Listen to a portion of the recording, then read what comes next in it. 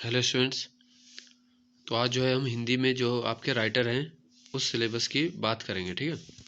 तो देखो, हिंदी में जो राइटर हमारे सिलेबस में है वो गद्य और पद्य दो भागों में बांटे गए हैं। पहले देखो, गद्य में मुंशी प्रेमचंद, राहुल संकीर्तन, महादेव वर्मा, शिवानी, गौरापंत जिन्हें बोलते हैं, पीताम्बर दत्त बड़थवाल, ठीक है, हरिशंकर परसाई, शैलेश मटियानी, मनोहर श्याम जोशी, मन्नू भंडारी, हजारी प्रसाद द्विवेदी और शेखर जोशी हैं, ठीक है।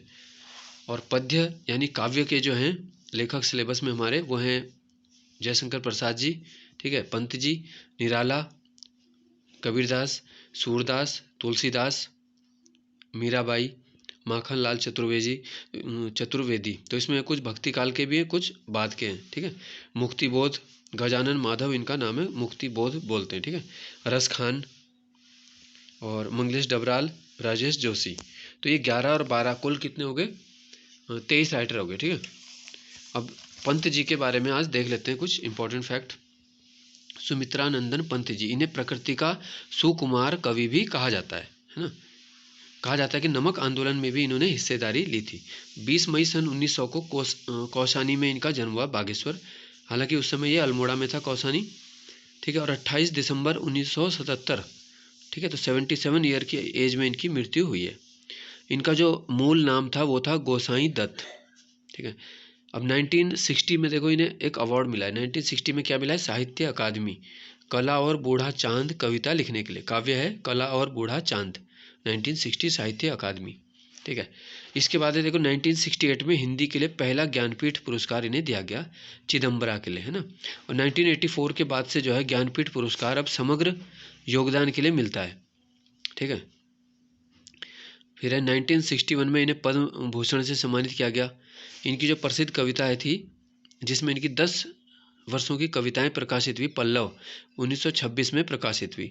इसके अलावा युगवाणी, वीणा, ठीक है, लोकायतन बहुत प्रसिद्ध है, वाणी, ठीक है, वीणा और वाणी दोनों है, पल्लव, ग्रंथि, गुंजन, ग्राम्य, ठीक है, युगांत, युगपथ, मुक्ति यज्ञ, स्वर्ण किरण, स्वर्ण धूलि, ठीक है, उत्तरा, तारापथ, अतिमा, रजत रश्मि, अनुभूति, चिदम्बरा, ठीक है, गीत हंस, मोह, सांध्य वंदना, वायु के प्रति, लहरों का गीत, चंचल, पगदीप, ठीक है, शिखा से, मछुए का गीत और चांदनी, ठीक है, प्रमुख काव्य धारा में जो है इनके।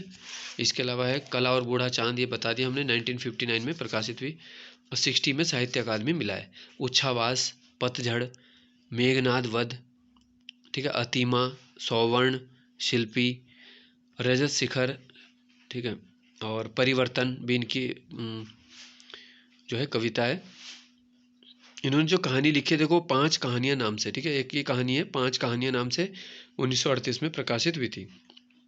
इनका जो उपन्यास है उसका नाम है हार, 1960 में आया था, हार उपन्यास।